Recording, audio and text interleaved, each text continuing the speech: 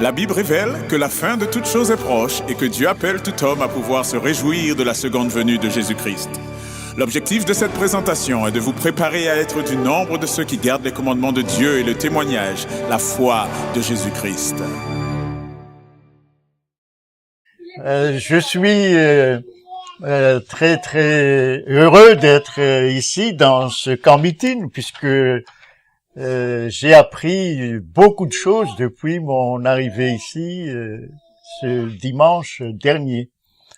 Et c'est pour cela que il ne faut jamais manquer d'assister à des camp meetings. Il faut être présent là où il y a des rencontres. Alors, je résume brièvement ce que nous avons vu. Nous avons vu qu'il y a un évangile éternel à proclamer dans cette dernière phase de la controverse entre Satan, entre Dieu et Satan. Et nous avons cette présence dans ces derniers temps. Nous participons intensément à cette controverse autour de nous, en nous. Et c'est pour cette raison que les messages des trois anges et un évangile éternel pour nous. Et ensuite, nous sommes invités à proclamer avec un grand cri, avec un grand bruit, ce message autour de nous. Nous avons vu que le message du premier ange, c'est en rapport avec l'adoration du vrai Dieu et la proclamation du cœur de la loi de Dieu, à savoir le Dieu créateur et en rapport avec le sabbat. Mais aussi, en même temps que cette connaissance du vrai Dieu, il y a la proclamation du jugement. Ce sont des choses qui sont liées ensemble. Et il y a un ordre dans la proclamation de ces messages qu'il ne faut jamais oublier. Et il ne faut pas s'arrêter juste, par exemple, au premier message. Il faut aussi proclamer ensuite le deuxième message. Et c'est ce que nous avons esquissé hier. Nous avons dit que Babylone, la grande, était en somme une prostituée. Elle adorait un faux Dieu. La Trinité, c'est un des aspects de sa prostitution. C'est peut-être même le cœur de sa prostitution, mais elle est allée aussi établir des relations avec le pouvoir civil, avoir des influences auprès des pouvoirs politiques pour asseoir son autorité sur le monde. Vous savez que ce mois d'octobre, le 17 octobre exactement, par exemple à Genève, on se prépare à fêter le 500e anniversaire de la Réforme.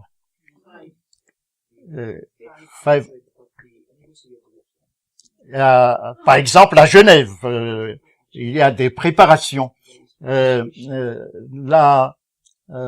L'école adventiste à côté de Genève a déjà commencé à fêté cet anniversaire en invitant à parler le jour du sabbat un prêtre catholique, un pasteur protestant et un pasteur évangélique. Vous voyez, le jour du sabbat, ces différentes chefs des dénominations ont pu proclamer le contenu de leur message, parce que dans l'invitation, chaque église doit montrer, proclamer lors de cette rencontre le message de son église. Voilà ce que nous avons vécu il y a juste quelques mois comme préparation. Alors, si j'évoque Genève, c'est parce que Genève est un exemple parfait de cette union du pouvoir religieux et du pouvoir politique entre les mains de Calvin. C'est pour cela que il a brûlé vif, to put at stake. Il a brûlé vif un certain Michel Servetus, Michael Servetus. Les Genevois ne veulent absolument pas qu'on parle de cette histoire, parce que c'est une honte pour eux. Voilà par conséquent les deux aspects de la prostitution de la Babylone la Grande. Je rappelle, premier aspect de cette prostitution, c'est que elle adore un faux Dieu, la Trinité. Deuxième aspect, c'est que elle s'appuie sur le pouvoir politique tout au long de son histoire, dans le but de d'asseoir son autorité sur le monde. Et à partir de là, nous avons vu que Babylone la Grande a propagé son enseignement, le vin de la fureur de son impudicité, propager son enseignement dans le monde, dans tous les aspects de la vie humaine. J'ai juste hier, je vous ai évoqué juste comment Babylone la Grande a réussi à s'introduire d'une manière totale au sein du monde scientifique. C'est ce que je vous ai montré hier. Et ce matin, nous allons examiner le message du troisième ange. Et il est dit dans Apocalypse 14, le verset 9, et un troisième ange les suivit. Vous voyez ici, il y a un ordre, je n'insiste pas là-dessus puisque pasteur Alain Stump et Jean-Christophe Boulotte ont montré cet ordre de proclamation des messages des trois anges. Ils l'ont montré l'historique de cet ordre aux environs de 1844. Mais nous aussi, dans notre proclamation du message des trois anges, il faut que notre message soit complet en respectant aussi cet ordre. Mais surtout, à mon avis, dans l'état actuel du monde, le message du deuxième ange doit être proclamé avec force. Juste pour rappeler, il y a quelque temps, le pape Francis est allé aux États-Unis pour séduire tous les chefs d'État à l'ONU, et j'ai pu assister en live à travers CNN l'arrivée du pape aux Nations Unies, et tout le monde applaudit et a applaudi certaines étapes de son discours. Et c'est pareil, puisque ceci nous intéresse dans le message du troisième ange, lorsque le pape a parlé au Congrès américain, les deux chefs du Congrès, Pelosi et j'ai oublié l'autre, étaient très contents d'introduire le pape. Et là aussi, le Congrès des États-Unis a applaudi en se levant l'arrivée du pape. Et ceci est une préparation de la proclamation, ce qui est dit dans le message du troisième ange. Alors, je lis le verset 9, Apocalypse 14, verset 9. Et un troisième ange les suivit en disant d'une voix forte. Ah, voyez ici, la voix doit être forte. Et je suis reconnaissant à la technologie qui est ici, ces caméras qui sont devant nous, les brochures qui sont imprimées, les sites internet qui sont ouverts ici et là pour amplifier cette voix des messages des trois anges.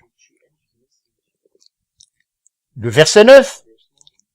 Si quelqu'un adore la bête et son image et reçoit une marque sur son front ou sur sa main. On a développé Apocalypse chapitre 13 en rapport avec l'explication de ce verset. Je vais être très bref. Si quelqu'un adore la bête et son image, la bête dont il est question, c'est cette résurrection de la papauté de l'Église catholique dans cette dernière partie de l'histoire de l'humanité. Et il est dit dans Apocalypse chapitre 13, verset 3, toute la terre était dans l'admiration derrière la bête. Toute la terre était dans l'admiration derrière la bête. Vous avez constaté ça déjà à partir de ce qu'on appelle le Concile de Vatican II. Ensuite, le pape Jean-Paul, le pape polonais. Après cela, ça s'est amplifié actuellement avec le pape jésuite, le pape François. Il y a une admiration totale du monde entier. Il y a juste quelque temps, le pape a invité au Vatican les 3 églises monothéistes. Il y a Israël, ensuite il y a l'islam, et ensuite lui, représentant des chrétiens, pour prier ensemble dans la gestion du monde dans lequel nous vivons. Là aussi, certainement vous avez vu cette cérémonie dans le jardin du Vatican. Autrement dit, nous vivons dans ce temps-là maintenant. Et c'est maintenant donc, lorsque ces événements apparaissent dans le monde, que nous devons proclamer le message du 3e ange. Nous devons le proclamer d'une voix forte. Qu'est-ce que c'est que cette image? Là aussi, vous avez longuement entendu ce que cela signifie, cette image, mais juste rapidement, il s'agit des États-Unis. Comment ils parlent, les États-Unis? C'est marqué dans Apocalypse 13, verset 11. Comment les États-Unis parlent? Et c'est marqué là, je lis le verset 11, Apocalypse chapitre 13, verset 11. Puis je vis monter de la terre une autre bête. C'est les États-Unis, nous avons vu ça précédemment, qui avait 2 cornes semblables à celles d'un agneau. Et comment il parle? Comment il parle?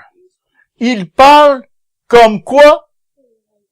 Comme un dragon. Il parle comme un dragon. Et c'est peut-être le début de cette parole du dragon que l'on entend constamment dans les discours du président actuel, lorsque il dit « Make America Great Again ». C'est peut-être moi, je ne fais pas la politique des États-Unis, mais c'est peut-être le début déjà de cette parole du dragon. Peut-être, l'avenir nous le montrera. Et elle va fabriquer pour gérer le monde avec l'Église catholique. Elle va créer une institution que la Bible appelle l'image de la bête. Une image, lorsque vous êtes devant un miroir, une image, ce n'est pas l'objet réel, mais c'est exactement la reproduction de l'objet qui est devant le miroir. Et c'est pour cette raison, les amis, que le message du 2e ange est très important à connaître et à approfondir, parce que l'objet qui est devant le miroir, c'est Babylone la Grande. Et ceci est un must, une obligation pour nous, pour approfondir une connaissance détaillée des différentes caractéristiques de Babylone la Grande, de l'identifier, puisque plus tard, nous allons voir que si nous n'identifions pas Babylone, difficile pour nous de sortir de Babylone. Message de Apocalypse chapitre 18, verset 4. Sortir de Babylone. C'est indispensable, les amis. Et c'est pour cela que à partir de maintenant, en Suisse et en France, puisque j'ai des groupes que je visite chaque mois en Suisse, je dois attaquer le message que ces gens-là ont entendu il y a une dizaine de jours maintenant, de la part d'un pasteur qui vient d'Australie, cette fois-ci je donne son nom, qui s'appelle Adrian Evans, et qui semble détruire le message du deuxième manche. Et je dois circuler en Suisse et dans la région de la France, là, pour contrer le message qu'ils ont entendu. Parce que sinon, la plupart de ces personnes vont être pris dans un piège, dans la séduction de l'adversaire. Alors, revenons au message du troisième ange. Donc, il est dit que cette image, bientôt, va être construite et il y aura une possibilité d'identifier chaque personne sur cette terre. J'ai mon garçon qui travaille dans une entreprise exactement capable d'identifier les personnes dans le monde entier, mais dans un but marketing. Et mon garçon, il travaille du côté au sud de San Francisco, dans ce qu'on appelle le Silicon Valley. Et il me dit, actuellement, papa, nous sommes capables, dans le cadre d'une étude marketing pour une entreprise, d'identifier les personnes qui sont en contact avec l'entreprise. Et il a dit, mais l'État américain, actuellement, avec le budget qu'ils ont, on appelle ça le NSA, est capable de faire beaucoup plus que nous, qui sommes une petite entreprise. Donc, ici, c'est juste une petite illustration de la possibilité actuelle avec la technologie de vous identifier très facilement. Par exemple, mon garçon dit, on rentre dans le système, par exemple, la ville de Rochefort-la-Montagne, et on demande le nom des personnes qui sont catholiques pratiquants. Eh bien, immédiatement, le système donne des informations. C'est comme ça maintenant, ce n'est pas difficile avec la technologie moderne. Autrement dit, c'est une possible application de ce que la Bible nous dit.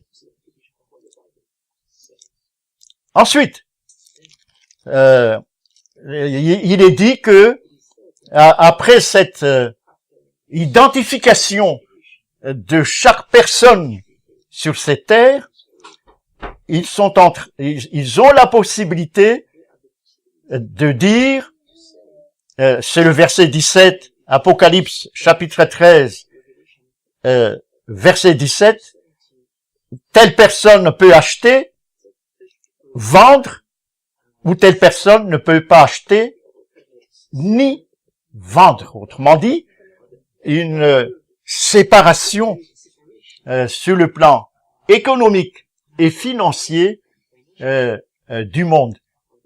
Et juste de nouveau, de la part de mon garçon qui travaille dans leur entreprise sur ce qu'on appelle ces monnaies virtuelles.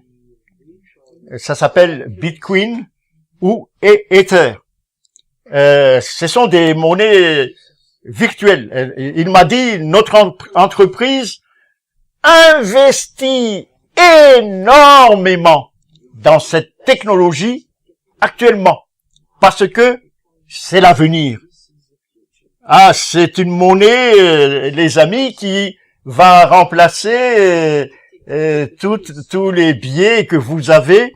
Et tout récemment, je regardais dans des nouvelles, là, lorsque j'étais ici, l'Allemagne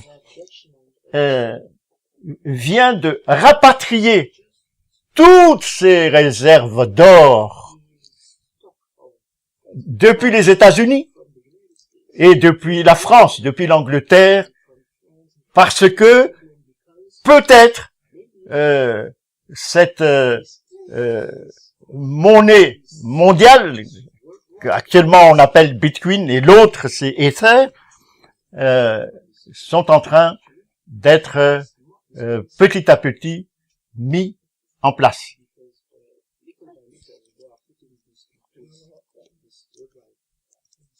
Et une marque qui va faire la distinction entre le peuple de Dieu et les autres, c'est la marque,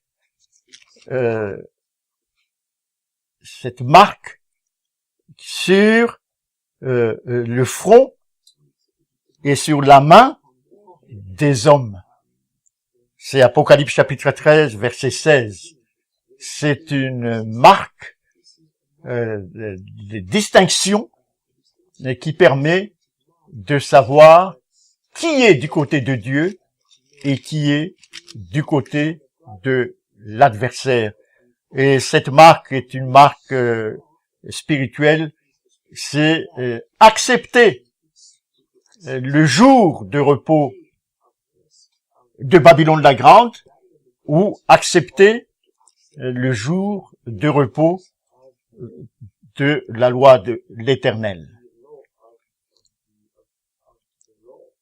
Et lorsque le grand cri s'amplifie,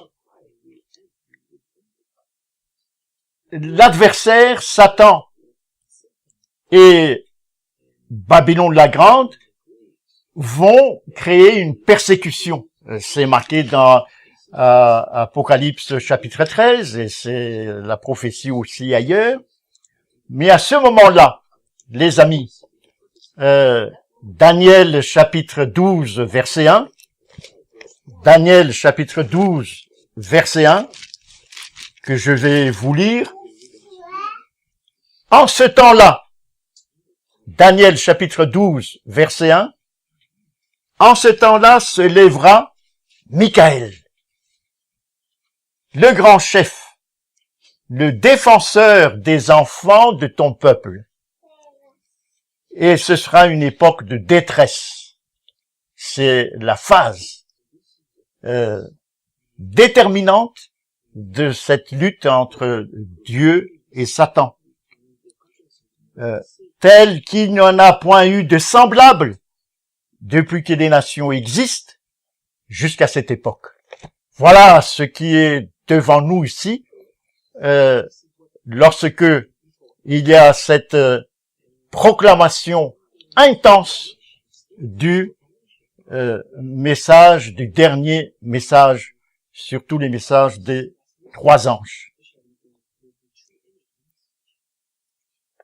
Alors, le peuple de Dieu, à ce moment-là, dont il est question dans Daniel chapitre 12 verset 1, est caractérisé par 2 aspects. Premier aspect, c'est que c'est le verset 12, Apocalypse chapitre 14, verset 12, c'est ici la persévérance des saints. À ce moment-là, les saints ont besoin de persévérance parce que les tentations d'abandonner sont énormes. Il y aura, nous venons de le lire dans Daniel chapitre 12 verset 1, qu'il y aura tant de détresse extrême. Et il faut donc une persévérance. Et cette persévérance ne peut venir que par la pluie de l'arrière-saison qui permet aux saints de tenir. Et ici, les amis, ici, on adore un faux Dieu. Autrement dit, beaucoup de nos amis, peut-être, sont des fidèles pratiquants à l'église adventiste et qui viennent peut-être sabbat après sabbat à l'église,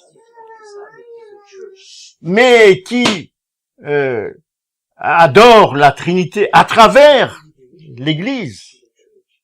Eh bien, nos amis qui sont de cette manière ne tiendront pas devant la persécution. Ils seront obligés de céder. Je vais vous expliquer pourquoi ici en France.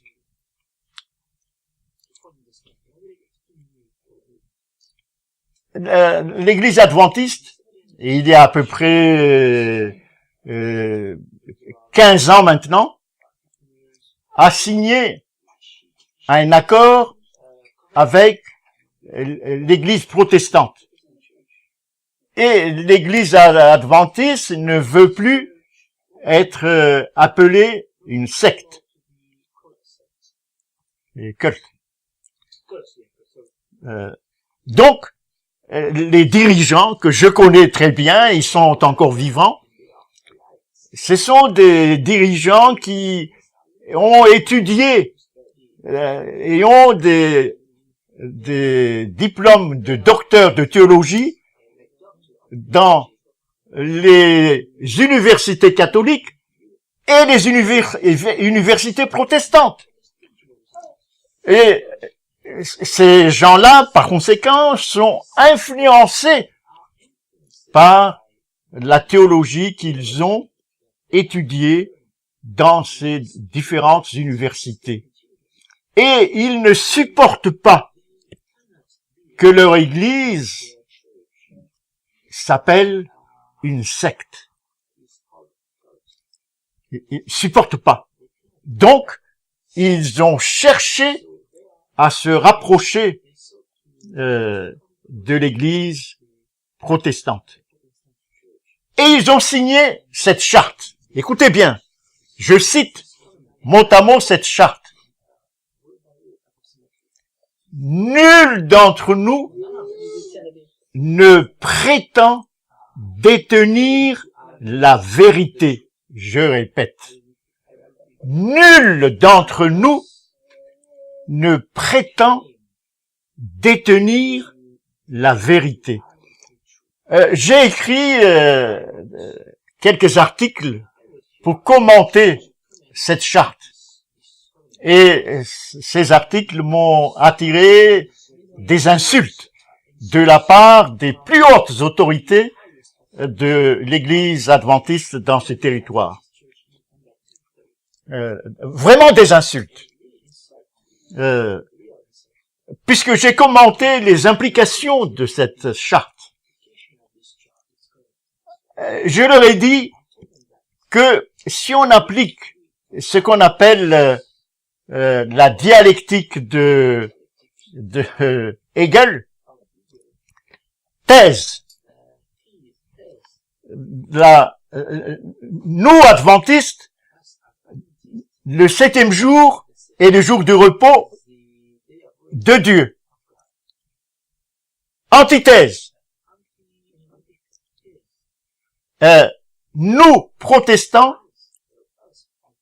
le jour du repos, c'est le dimanche. Synthèse. Nul d'entre nous ne prétend détenir la vérité. Voilà les implications. Cela veut dire quoi? Cela veut dire que pour beaucoup de gens, bientôt, dans leur esprit, le dimanche peut parfaitement être le jour de Dieu. C'est ça la séduction suprême de Satan, les amis.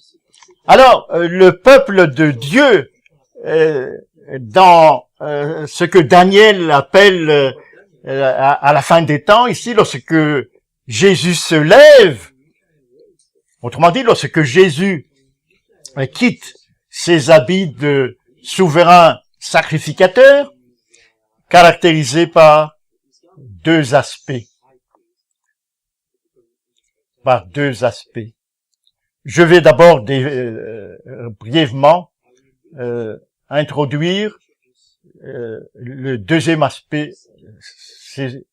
C'est un peuple qui a la foi de Jésus.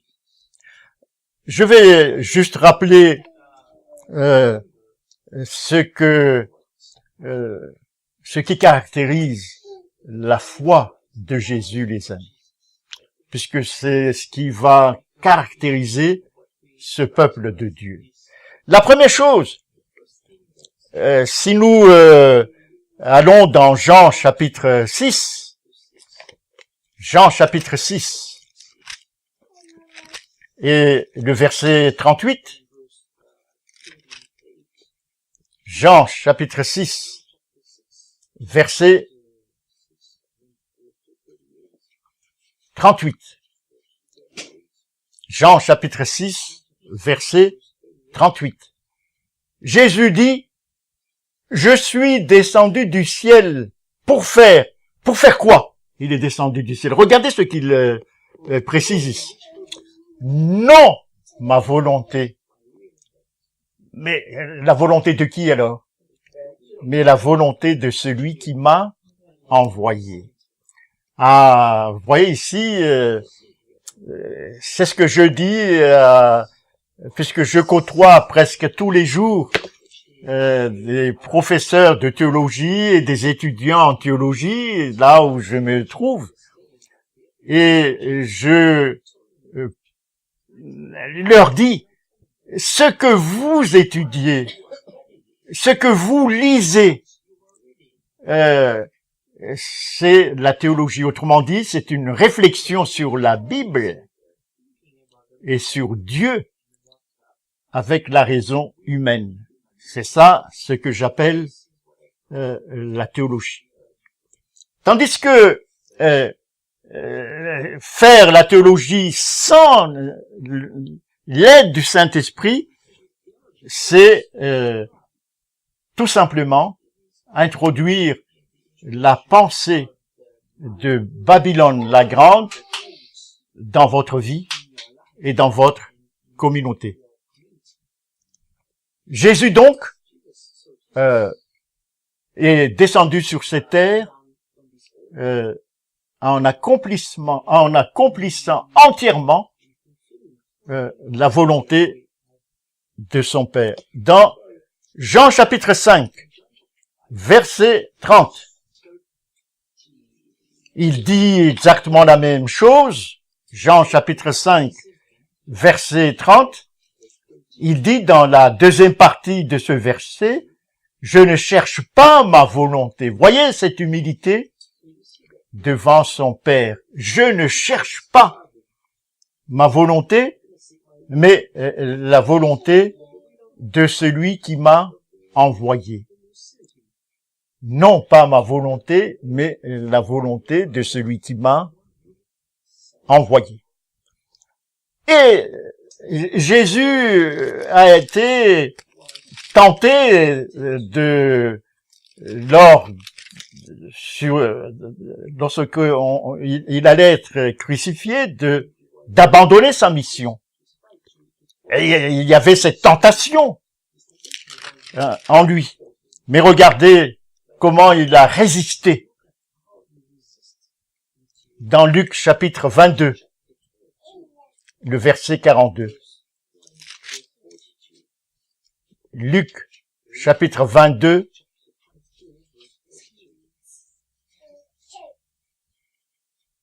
Luc chapitre 22, verset 42. C'était très dur pour Jésus dans le jardin de Gethsémani. Je lis à partir du verset 41. Il s'éloigna d'eux à la distance d'environ un jet de pierre, et s'étant mis à genoux, il pria. Voici comment Jésus résiste. Il prie. Et voici sa prière. Père, si tu voulais éloigner de moi cette coupe, c'était difficile, cette coupe pour lui. Toutefois, nevertheless. Ah, c'est très beau, ce toutefois là, nevertheless. Que ma volonté ne se fasse pas, mais la volonté de qui? Mais la tienne. Jésus fait toujours de très courtes prières, sauf dans Jean chapitre 17.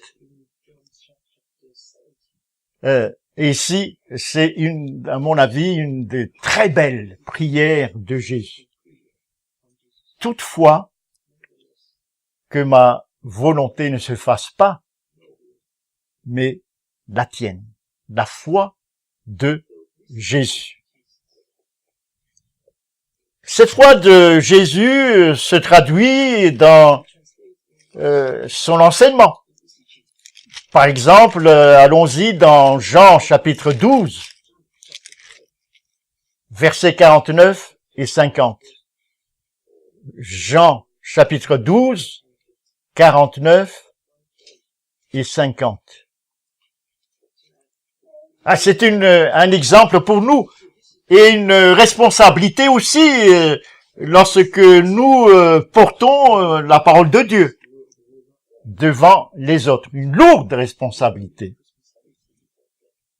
Car je n'ai point parlé de moi-même, mais le Père qui m'a envoyé m'a prescrit lui-même ce que je dois dire et annoncer. Et je sais que son commandement est la vie éternelle. C'est pourquoi les choses que je dis, je les dis comme le Père me les a dites. Être à l'écoute de Dieu avant de proclamer le message des trois anges. Être à l'écoute de l'Éternel, comme Jésus. Et savoir que dans Jean chapitre 7, verset 16, parce que nous, Jean chapitre 7, cette fois-ci, verset 16, Jean chapitre 7, verset 16, puisque nous fabriquons bien souvent des systèmes de pensée, etc., il faut faire très attention. Regardez la foi de Jésus. La foi de Jésus. Ma doctrine n'est pas de moi, mais de celui qui m'a envoyé. Voyez cette fidélité de Jésus à la doctrine de son Père. Lorsque nous proclamons le message des 3 anges, puisque les anges, ce sont nous, nous devons avoir cette foi de Jésus. Ma doctrine n'est pas de moi, mais de celui qui m'a envoyé. Voyez cette fidélité. Sinon, notre message n'a aucun sens. Nous risquons de porter le message de Babylone la Grande si nous ne faisons pas attention. Et c'est ce qui arrive maintenant, en tout cas dans ce territoire-ci. Il y a une très nette infiltration actuellement parce que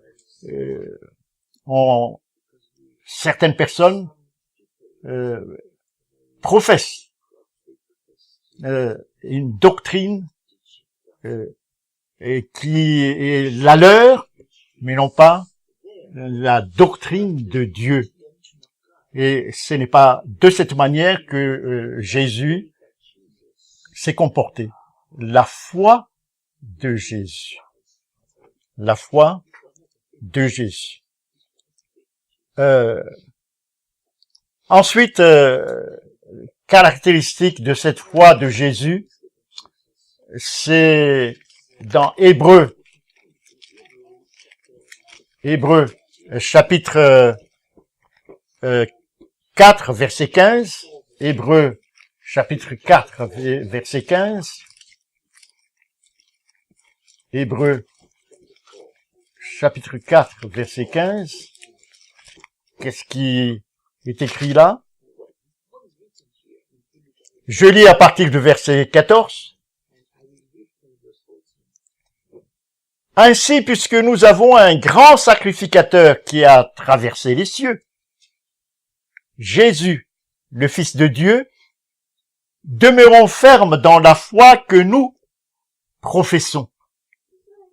Les messages des 3 anges.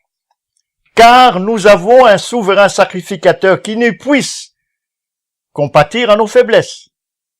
Et c'est surtout cette dernière partie. Au contraire, il a été tenté comme nous en toutes choses. Ça, c'est très fort. Il a été tenté comme nous en toutes choses, sans commettre de péché.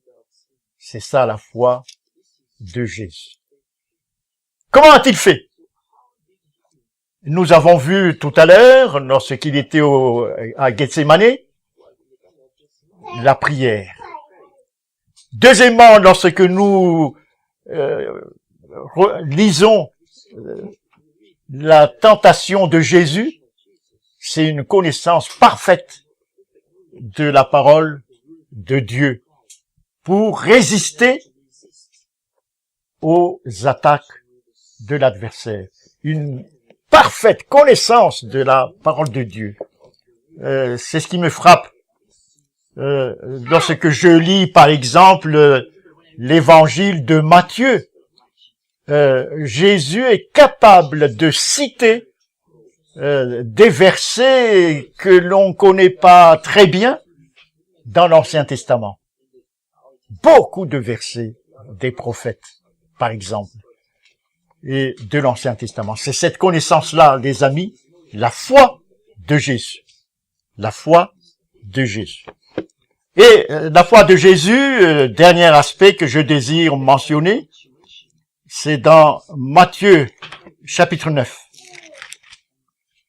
Matthieu, chapitre 9. Dernier aspect de la foi de Jésus.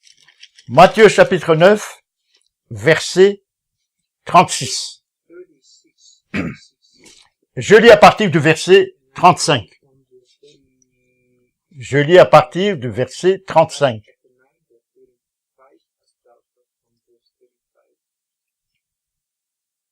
verset 35. Jésus parcourait toutes les villes et les villages, Et qu'est-ce qu'il fait? Enseignant dans les synagogues, prêchant la bonne nouvelle du royaume et guérissant toute maladie et toute infirmité.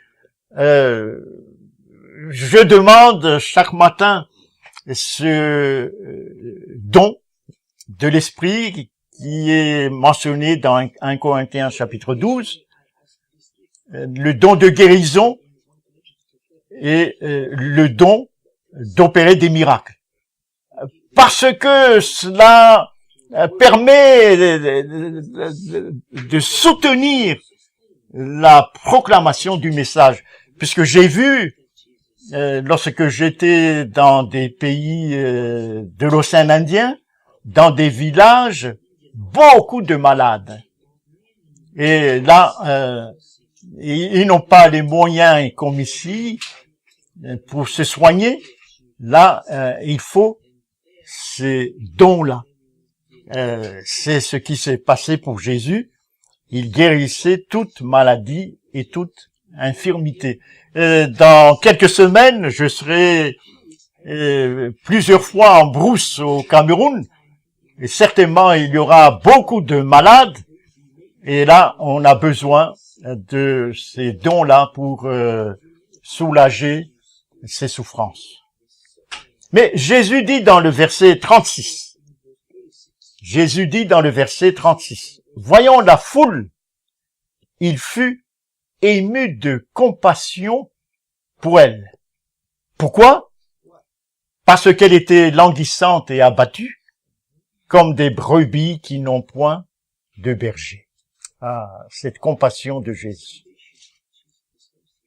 Lorsqu'il voit des foules et qui sont languissantes et abattues, comme des brebis sans berger.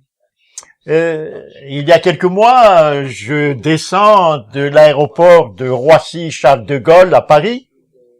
Je vois une longue queue parce que il y avait une grève des pilotes. Une longue queue de personnes. Une longue queue. Il y avait des grèves de pilotes. Donc, perturbation une longue queue. Et j'ai pensé à cette pensée de Jésus. Je regarde tous ces gens angoissés, des enfants qui crient, etc. Jésus fut ému de compassion pour cette foule. Une foule qui ne connaît pas la vérité, qui ne connaît pas encore le vrai berger, à savoir Jésus. Vous voyez, Jésus, lorsqu'il regarde la foule, il avait cette compassion-là. Vous voyez, puisque cette foule est trahie par ses bergers. Et si vous lisez Ézéchiel, vous voyez, Ézéchiel chapitre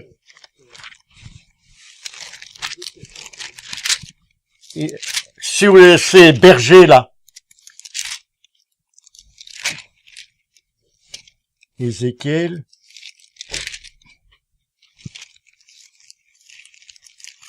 chapitre 34. Ézéchiel chapitre 34.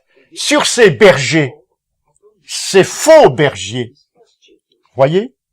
Je lis à partir du verset 2. Fils de l'homme, prophétise contre les bergers d'Israël, les pasteurs d'Israël. Prophétise et dis-leur aux bergers. Ainsi parle le Seigneur l'Éternel. Malheur aux bergers d'Israël qui se paissaient eux-mêmes. Les bergers ne devaient-ils pas paître le troupeau? Ah, ils ne pèsent plus le troupeau. Ils disent de la théologie, mais la parole de Dieu n'est plus prêchée. Vous n'avez pas fortifié celles qui étaient faibles. Ah, ils n'ont pas de compassion. Guéris celle qui était malade. Pansez celle qui était blessée. Vous n'avez pas ramené celle qui s'égarait. Cherchez celle qui était perdue. Mais vous les avez dominés avec violence et avec dureté. Et le verset 5, elles se sont dispersées parce qu'elles n'avaient point de pasteur. Elles sont devenues la proie de toutes les bêtes des champs. Elles se sont dispersées. Voyez, c'est pour cela que Jésus avait de la compassion lorsqu'il regardait le peuple de son temps, parce que les chefs spirituels de son temps avaient exactement ces caractéristiques-là. Mais aujourd'hui aussi, dans différentes églises, les amis, les pasteurs et les bergers ont exactement ces caractéristiques-là. Et c'est pour cela que Jésus a compassion du peuple. Jésus a compassion du peuple. C'est ça, la foi de Jésus. La foi de Jésus. Et je termine par le dernier aspect de ce peuple des derniers temps. Oui. Lisons dans Hébreux chapitre 8, il garde le commandement de Dieu. Hébreux chapitre 8. Hébreux chapitre 8, le verset 10. Hébreux chapitre 8, verset 10. 10. Vous voyez, c'est un principe d'interprétation très important lorsque nous lisons la Bible. Et surtout lorsque nous lisons les livres prophétiques. Lorsque on parle d'Israël, sachez que ce n'est plus l'ancien Israël, l'Israël réel, mais c'est Paul qui définit ce principe-là. C'est dans Galates chapitre 6 et le verset 16, il parle de l'Israël de Dieu. Voyez donc, il faut que nous fassions très attention, principe d'interprétation très importante, pour bien interpréter les livres prophétiques. Alors, je lis Hébreux chapitre 8, verset 10. Mais voici l'alliance que je ferai avec la maison d'Israël. Il n'est pas question ici des nations d'Israël. Hein. Après ces jours-là, dit le Seigneur, je mettrai mes lois. Où il va mettre les lois qui gardent les commandements de Dieu? Où est-ce qu'il va les mettre? Dans leur esprit d'abord. Mais ensuite, il va les écrire où? Dans leur cœur. Autrement dit, dans le plus profond de leur être. Dans le plus profond de leur être. C'est là que la loi va être écrite. Et je serai leur Dieu et ils seront mon peuple. C'est ça, garder les commandements de Dieu pour ce peuple des temps de la fin. Lorsque Daniel parle d'une détresse qui ne s'est jamais vue dans le monde, c'est ce peuple de Dieu qui a la foi de Jésus et qui garde les commandements de Dieu. Hébreux chapitre 10. Hébreux chapitre 10. Le verset 16 à 18. 16